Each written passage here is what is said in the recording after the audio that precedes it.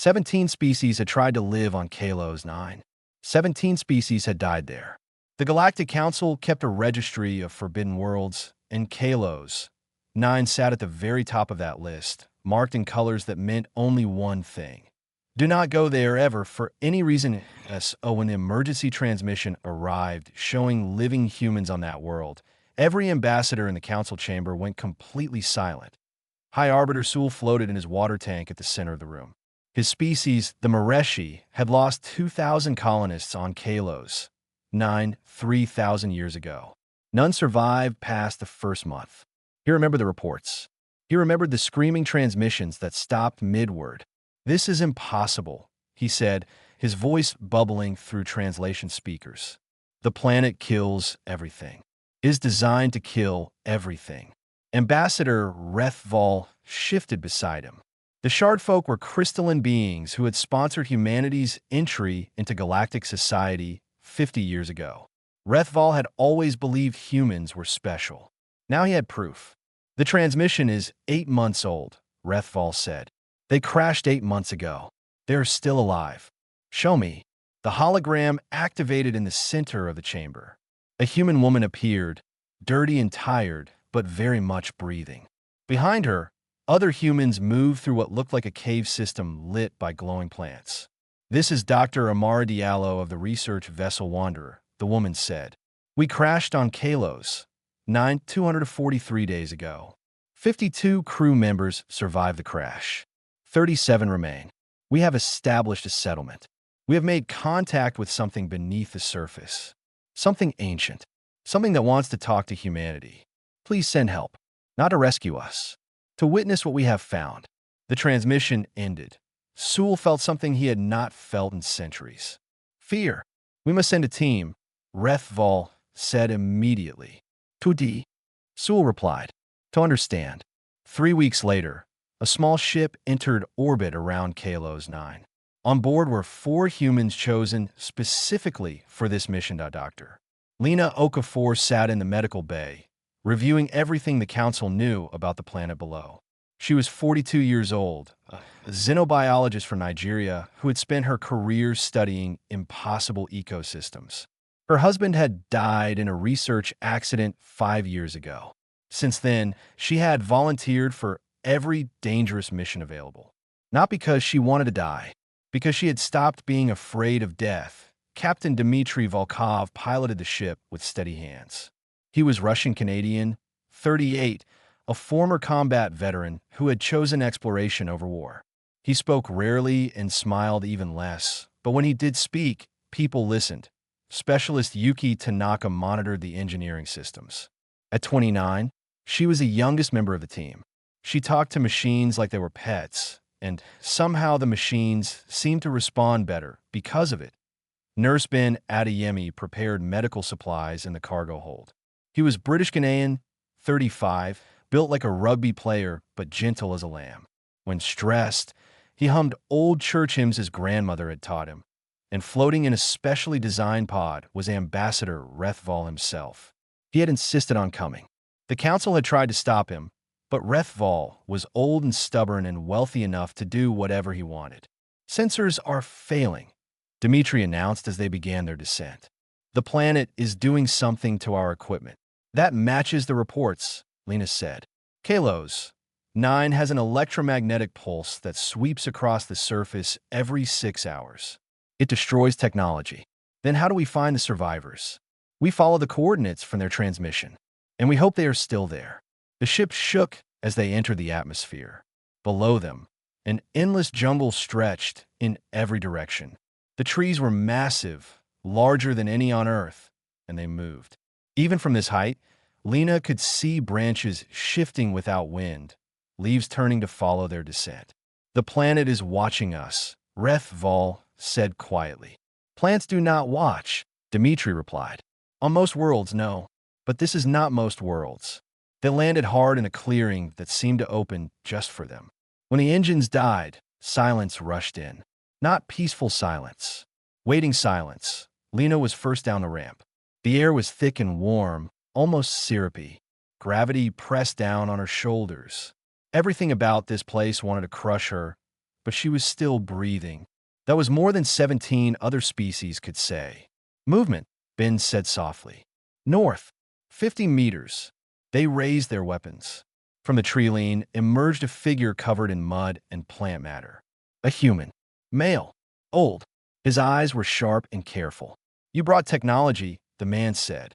His voice was rusty from disuse. The world can smell it. We have maybe 6 hours before everything on this continent knows you are here. Dr. Samuel Okonkwo? Lena asked. The man nodded slowly. We're here to rescue you. Okonkwo laughed. It was not a happy sound. Rescue us? We cannot leave. This planet woke something ancient when we arrived. Something that has been sleeping for 10,000 years. He looked back at the jungle, and his expression changed to something almost tender. The deadliest world in the galaxy chose us. Now we have to figure out why. Above them, the trees continued to move. Watching, waiting, the rescue mission had just become something much more complicated. The jungle moved at night. Lena had read reports about Kalos 9. She had studied holographic recreations of its ecosystem. Nothing had prepared her for the reality of watching trees uproot themselves and walk, their massive forms shuffling through the darkness like giants searching for prey. The thornwood, Okonkwo explained as he led them through a narrow ravine. Every plant here has developed some way to kill. Toxins, thorns, parasites. Some of them can think. Not like us, but enough to hunt. Why is it not hunting us? Dimitri asked. Because I asked it not to. Nobody laughed. Okonkwo was completely serious. They traveled for 6 hours through terrain that tried to kill them in 17 different ways. Yuki counted. Poison spores that Ben filtered with makeshift masks. Ground that collapsed into acid pools. Insects the size of small dogs that watched them pass with too many eyes. And through it all, Okonkwo moved like he belonged here. He touched certain plants, and they moved aside.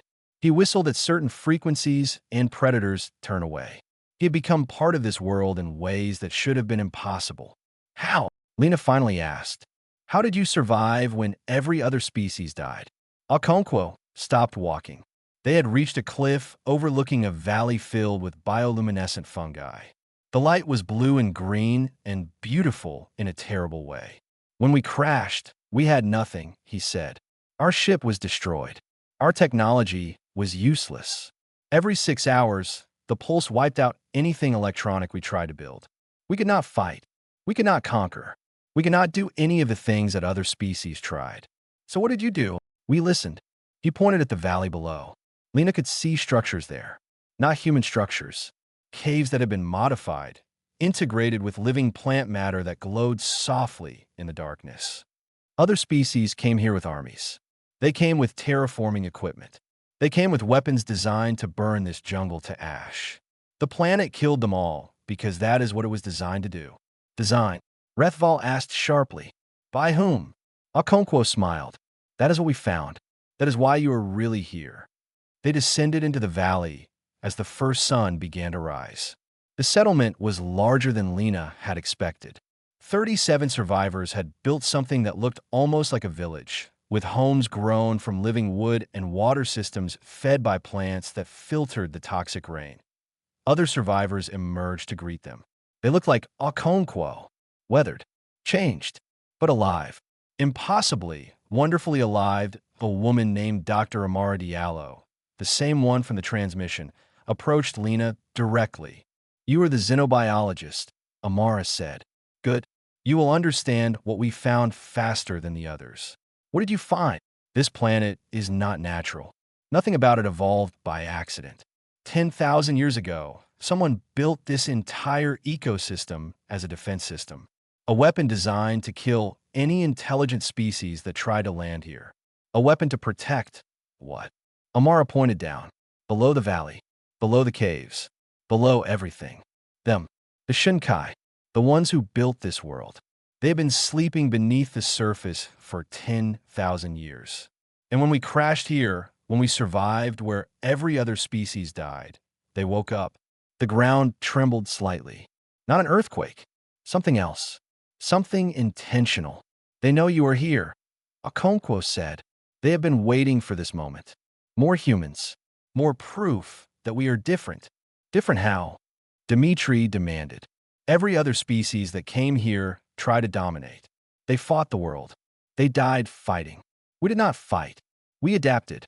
We cooperated.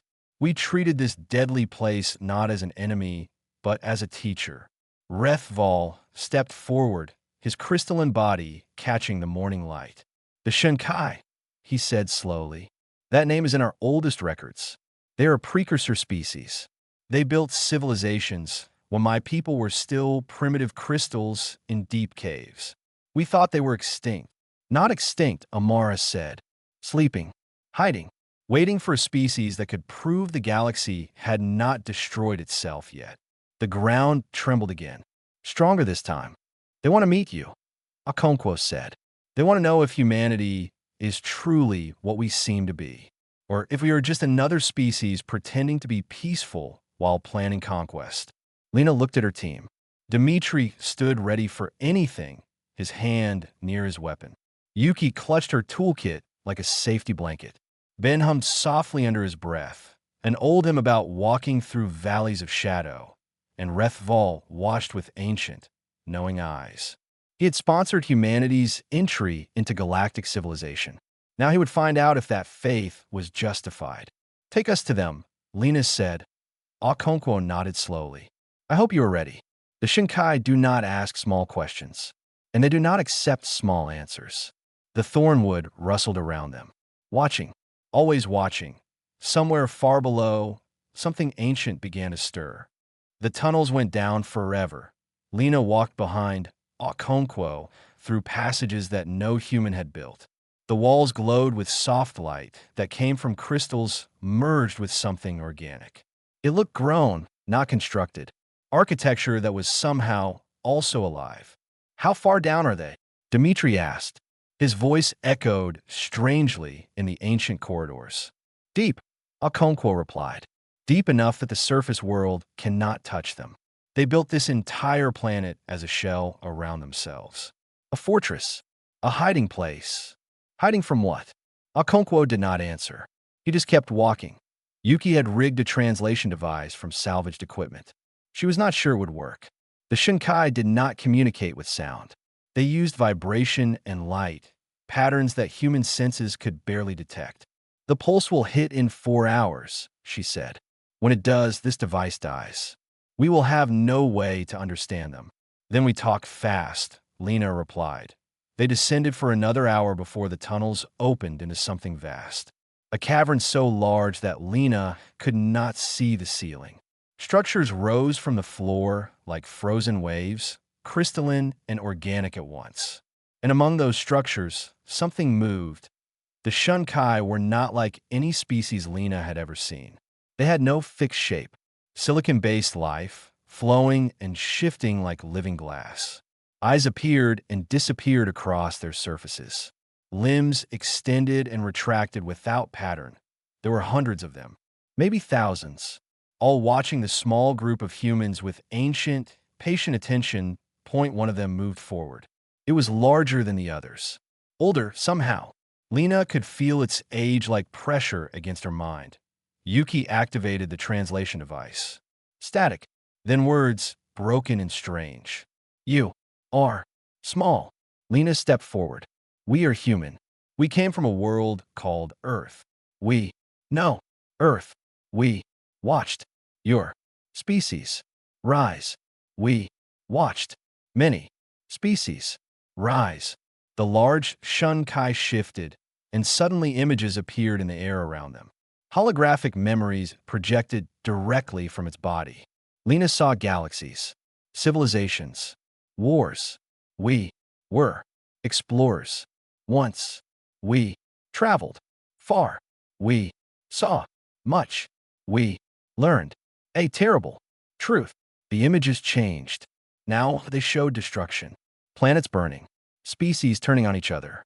Weapons that could crack worlds in half. All species destroy themselves. Given time, all species fall to va, greed, fear. The pattern repeated across 8,000 worlds. We despaired. Rethval spoke softly. So you hid.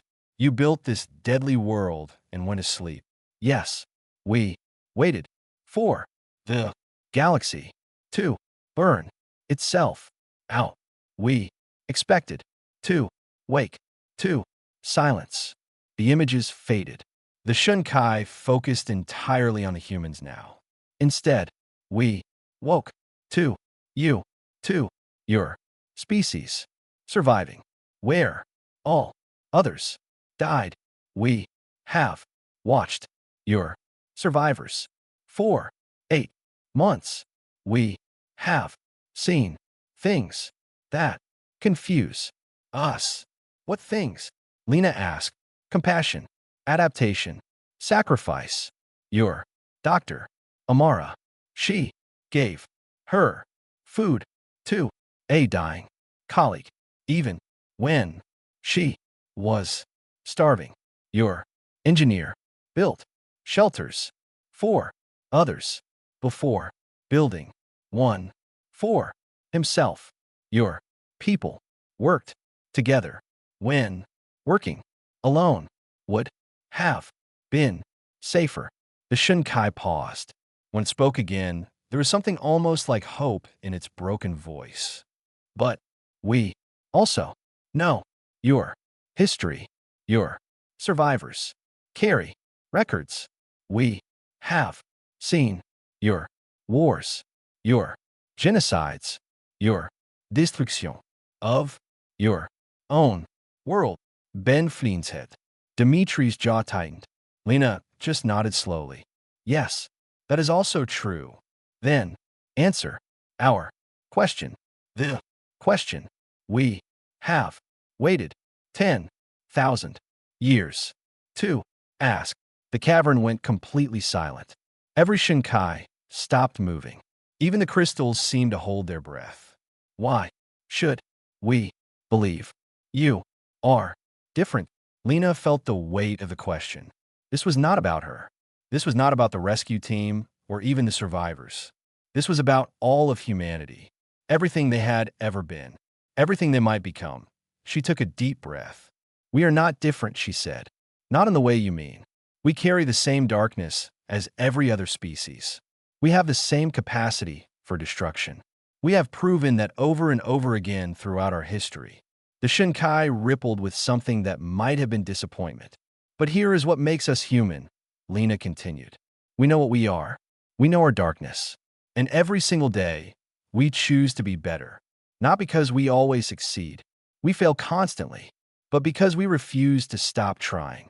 She stepped closer to the ancient being. That is not weakness. That is not naivety. That is the hardest kind of hope there is. The hope that knows exactly how bad things can get and decides to keep going anyway. The Shinkai was silent for a long moment. We will consider your words, but words are not enough. We require proof. What kind of proof? Before the Shinkai could answer, Yuki's device crackled with static. A transmission from the surface. From space, Dimitri's face went pale.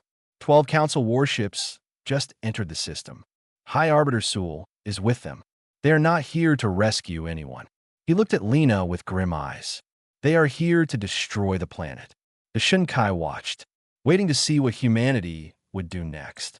Fear tasted like metal in Dimitri's mouth, that he had faced death many times during his years as a soldier. Combat taught you to push fear aside, to act when every instinct screamed at you to run. But this was different. This was not a battle. He could fight. 12 warships hung in orbit above KLO's 9. Enough firepower to turn the entire surface into glass. And High Arbiter Sul commanded them all. Why? Lena demanded when they returned to the surface. Why would the Council destroy this planet? Rethval answered, his crystalline voice heavy with old knowledge. Sul lost his people here 3,000 years ago. 2,000 Mareshi colonists dead in weeks. He has hated this world ever since. And now he has learned that precursor technology exists here. Technology that could shift the balance of power in the entire galaxy. So he wants to claim it. No, he wants to make sure no one claims it. Especially not humanity. Okonkwo gathered the survivors in the central cave. 37 humans. 8 months of survival on the deadliest world in the galaxy. And now they face destruction from the sky. We have options, Okonkwo said quietly. The Shunkai have weapons. Dormant systems buried beneath the surface that could destroy that fleet in seconds. Technology beyond anything the Council possesses. Dmitri felt hope spark in his chest. Then we use them. We defend ourselves. No. Lena's voice was sharp. We cannot. Why not? They want to kill us. Because if we use those weapons, we prove everything Sewell believes about us. We prove that humanity is just another species that turns to violence when threatened. The Shinkai are watching us right now. This is the test they mentioned. This is how we prove what we really are. Dmitri wanted to argue. Every soldier instinct screamed at him to fight. But he looked at the survivors around him, at the life they had built here, at the impossible peace they had forged with a world that killed everything else. Then what do? Yuki stepped forward. She had been quiet since returning from the Shunkai cavern, her mind working on problems nobody else could see. I have an idea. It is probably stupid. It will definitely be dangerous. But it might work. Tell us. The pulse. The electromagnetic wave that sweeps across the planet every 6 hours. I've spent months studying it. I think I can trigger a localized version. A burst that would blind the fleet's sensors for about 11 minutes. 11 minutes, Dmitri repeated. That is not much time. It is enough time for a ship to reach them. One ship, moving fast, before they can see it coming. And then what? We crash into them. No, Lena understood now. We talk to them. We demand a parley. Under Galactic Charter, they have to hear us if we reach them without weapons. Dmitri laughed. It was not a happy sound. You want me to fly a ship directly at 12 warships that want us dead, on the hope that they follow the rules? Yes, that is suicide. Maybe, but it is also the most human thing we could possibly do. Ben had been humming softly throughout the conversation. Now he stopped. I will stay here, he said. Someone needs to coordinate with the Shunkai. They seem to like me. I think because I asked them about their dreams instead of their weapons. Rethval turned to face the humans. I will transmit from the surface. Direct visual feed of the Shinkai. Let the Council see what they are about to destroy. Let them know they are being watched. Amara Diallo stepped forward. I can prepare the survivors for evacuation into the deep tunnels. If this fails, at least some of us might survive underground. One by one, the survivors volunteered for roles. Not a single person argued. Not a single person tried to run. They had faced death every day for 8 months. This was just another day.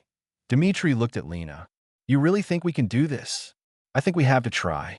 Because if we do not, then we are exactly what Sewell thinks we are. And if that is true, then maybe we deserve to burn. He nodded slowly. Then I will fly. But you are coming with me. Not as crew, as witness.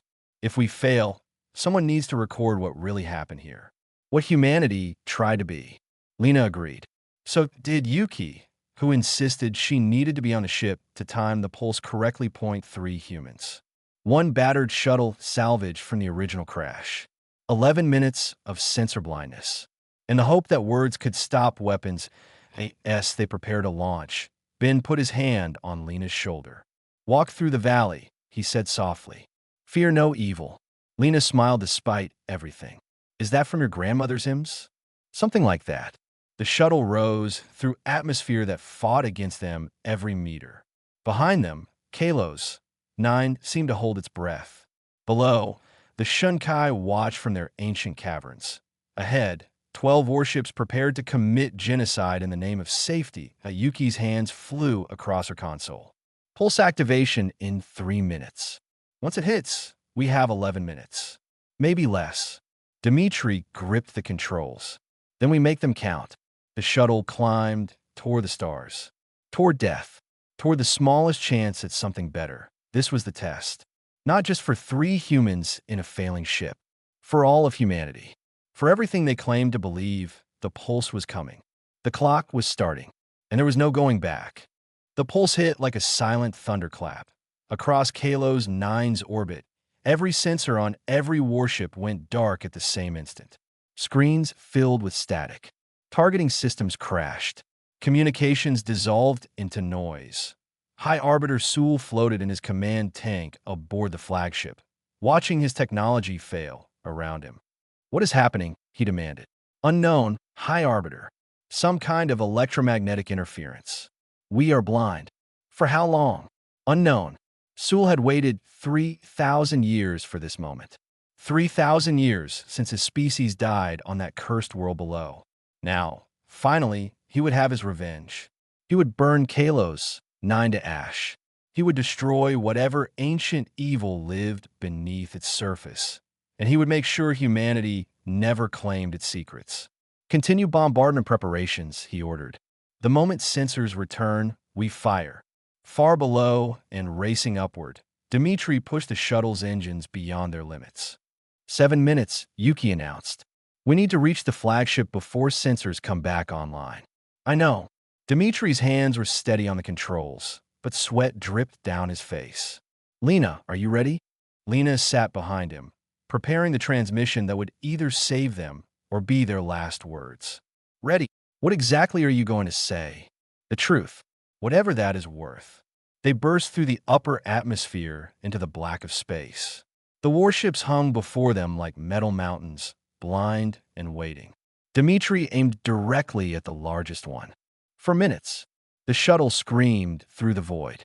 No weapons, no shields worth mentioning. Just 3 humans in a metal box, hurtling toward certain death. 2 minutes. Lena opened the transmission channel. Her voice would broadcast on every frequency the moment sensors returned. 1 minute. The flagship grew larger in the viewport. Close enough now that Dmitri could see its weapon arrays. Close enough to die. Sensors returning in 10 seconds. Dmitri killed the engines. The shuttle drifted forward on momentum alone, directly in front of the flagship's command section. "Now," Lena spoke into the sudden silence. "This is Dr. Lena Okafor of the Kalos 9 research mission. We are unarmed. We request parley under galactic charter provisions. The precursors are watching. They want to see what you choose." On the flagship, chaos erupted.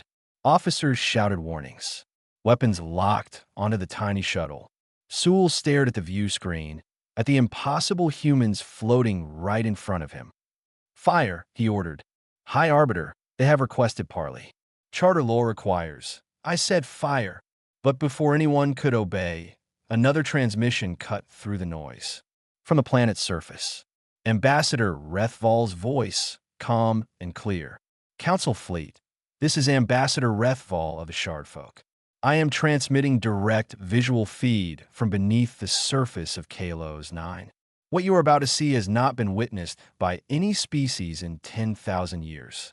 The holographic display activated, and suddenly, every ship in the fleet could see the Shun Kai, ancient beings of living crystal and silicon, vast and strange and undeniably real. Precursors, the species that had seeded civilizations across the galaxy when current council members were still primitive life forms in ancient oceans. They were watching, recording, waiting to see what happened next. Sewell felt something cold spread through his body. Not fear, recognition. He had seen images like this before, in the oldest Mareshi records, in the nightmares passed down through generations. "Those are the ones who killed my people," he whispered. Lena's voice came through the speakers again. "High Arbiter Sewell, I know what you believe. I know what your species lost on this world. But I'm asking you to come down to the surface. See what humanity has built here. See the alliance we have forged with beings that destroyed every other species that approached them. Judge us not by your fears, but by our choices. You expect me to trust you? No, I expect you to want answers. For 3,000 years, you have wondered why the Shun Kai killed your people. Now you can ask them directly." The fleet waited. Weapons remained locked. But no one fired on the other ships. Ambassadors from other species began speaking. Rethval had prepared them. The Shardfolk, the Kalani, the Voss. One by one, they refused to support bombardment. The coalition Sewell had built through fear was crumbling, because fear only works until something scarier appears. And nothing in the galaxy was scarier than the Shun Kai. High Arbiter, An officer said carefully. Orders. Sewell stared at the holographic images of the ancient beings, at the tiny human shuttle floating defenselessly before him, at everything he had believed for 3,000 years. Prepare my personal transport, he said finally. I'm going down to the surface. Sir, if humanity is lying, I will know, and then I will burn them myself. He turned away from the view screen. But if they're telling the truth, then I need to understand why. Dmitri let out a breath he had been holding for what felt like hours. He is coming down, Yuki said, disbelief in her voice. It actually worked. Lena shook her head. It has not worked yet. We convinced him to talk. Now we have to convince him to believe. The shuttle turned back toward the planet. Behind them, the warships remained in orbit. Waiting, below, the deadliest world in the galaxy prepared to share its secrets. Everything depended on what happened next. Sewell had not walked on solid ground in decades. The Mareshi were water creatures. They floated in tanks, moved through tubes, experienced the universe through liquid.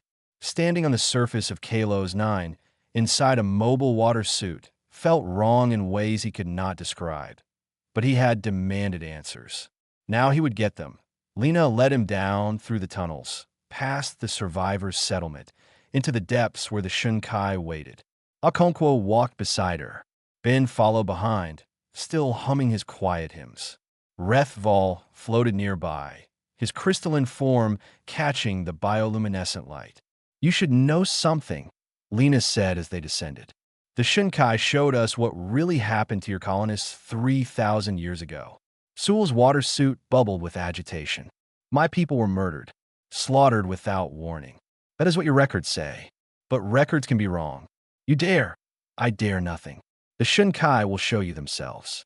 I only ask that you watch with open eyes. They entered the great cavern.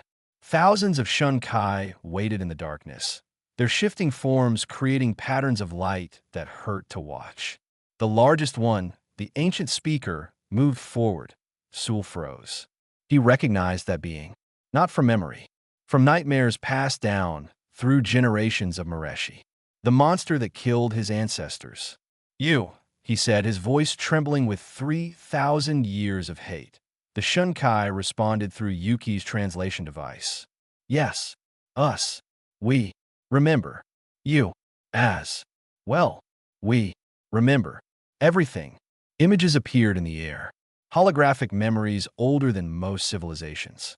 Sewell watched despite himself that he saw Mareshi ships entering the Kalos 9 system. Hundreds of them. Armed. Aggressive. They had not come to explore. They had come to conquer. Their weapons fired first, burning sections of the Thornwood before they even attempted contact. He saw the colonists land with terraforming equipment designed to reshape the planet, to destroy everything that made Kalos 9 what it was. They called it improvement. They called it progress, that he saw the Shunkai try to communicate. Signals sent through light and vibration. The Mareshi did not understand. They assumed the signals were attacks. They fired again, and then he saw the planet respond. Not the Shinkai, the planet itself. The defense system doing what it was designed to do. Protecting the sleeping ancients from invaders. We did not attack. First, the Shinkai said. We defended ourselves from those who came to destroy everything we built. Sewell watched the final images. Mareshi colonists dying not from malice, but from a world they had tried to conquer. A world that simply refused to be conquered. No, he whispered. This cannot be true. It is true. Your species created the story that made them victims. Easier to accept than truth. The images faded. Sewell floated in his suit, everything he believed crumbling around him. Lena stepped closer to him. High Arbiter, I am sorry. I know this is not what you wanted to hear. 3,000 years, Sewell said quietly. 3,000 years of hate, of planning, of waiting for revenge. And it was all based on a lie. Not a lie you created, a lie you inherited. There is a difference. Sewell was silent for a long moment. When he spoke again, his voice was different. Older. Tired. What do they want? The Shunkai. What do they want from humanity? The ancient being answered directly. We want to believe that species can change, that history is not destiny. We slept for 10,000 years because we despaired of finding proof. It moved closer to Sewell. You have lived for 3,000 years, believing a lie. Now you know truth. What will you do with it? Sewell looked at the humans around him, at the survivors who had built peace with a world that should have killed them, at the rescue team that had risked everything on words instead of weapons, at Rethval, who had believed in humanity when no one else did. I do not know, he admitted. Everything I was taught, everything I believed, it was wrong. Then, build something new. 6 months later, Haven had grown. The survivors' settlement now included scientists from 12 different species. Research stations dotted the surface of Kalos, 9, all built in cooperation with the local ecosystem rather than against it. The Thornwood still hunted. The Pulse still killed technology. The apex fauna still prowled the darkness. But for the first time in 10,000 years, the deadliest world in the galaxy was no longer a graveyard. Lena stood at the edge of the settlement, watching the triple sunset paint the sky in colors that had no names in any human language. Ben walked up beside her, humming softly as always. Sewell went back to his people, he said. They say he is telling them the truth about what happened here. Not everyone believes him. They will. Eventually, truth has a way of surviving. Think we did the right thing? Bringing everyone here? Sharing what we found? Lena watched a thornwood tendril curl toward her across the ground. It stopped a meter away, almost curious, then withdrew. I think we did the human thing, she said. For once, that was enough. In the depths below, the Shunkai stirred. They had waited 10,000 years to find a species worth waking for. Now they shared their knowledge slowly, carefully, through human intermediaries who had proven something no other species could. That hope was not foolish. That change was possible. That even the deadliest worlds could choose mercy over destruction. The galaxy would never be the same, and humanity endured.